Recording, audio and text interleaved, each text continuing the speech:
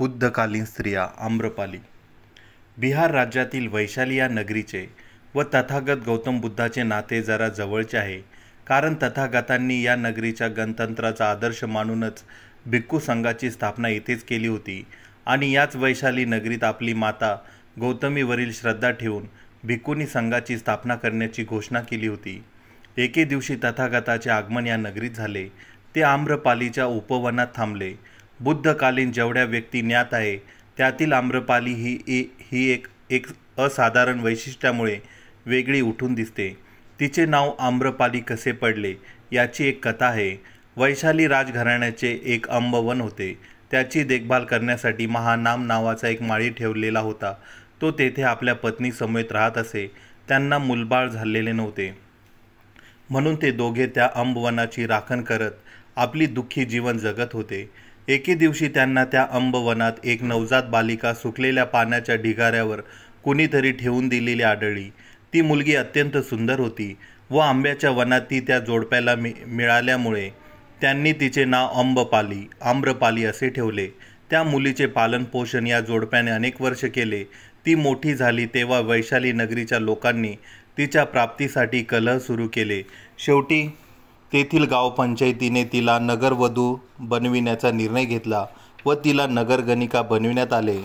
आम्रपाली अत्यंत सुंदर असल्यामुळे पुढे ती संपत्तीवान झाली. सौंदर्य चिरकाळ टिकत नसते हा निसर्ग नियम आहे, पण तिला तिच्या सौंदर्याचा फार अभिमान व गर्व होता.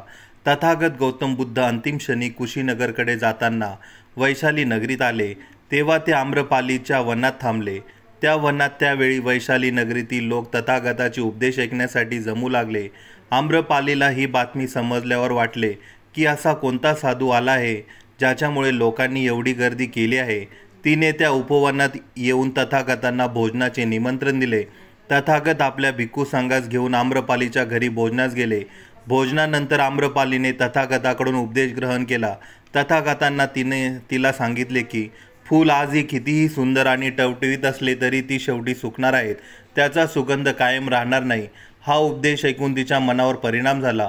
सौंदर्य हे चिरकाळ टिकत राहत नसते, प्रत्येकाला वृद्धावस्थेतून जावे लागते हे तिला पटले. तिच्यात प्रचंड असे परिवर्तन झाले. तिने आपले उपवन भिक्खू संघास दान दिले. ती साधक उपासिका बनली. पुढे तिने परिवर्जा घेतली. ती भिक्षुणी बनली. त्यानंतर तिने अहर्त प्राप्त केले. धम्मातील जीवन ती जगू लागली. जेव्हा तिला वृद्धावस्था आली तेव्हा तिला कळून चुकले की तथागताचा उपदेश हा सत्यवादी आहे, कारण आता तिचे संपूर्ण शरीर जर्जर झाले होते.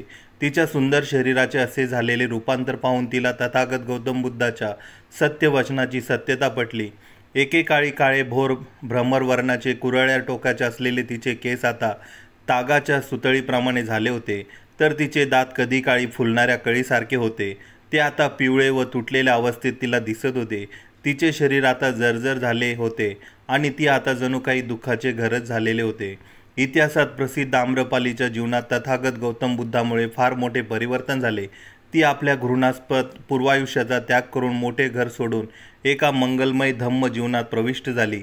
तिला अफाट अशी मन शांती लाभली. तिचे नाव बुद्धकालीन स्त्री म्हणून इतिहासात अमर झाले. जय भीम. नमो बुद्धाय.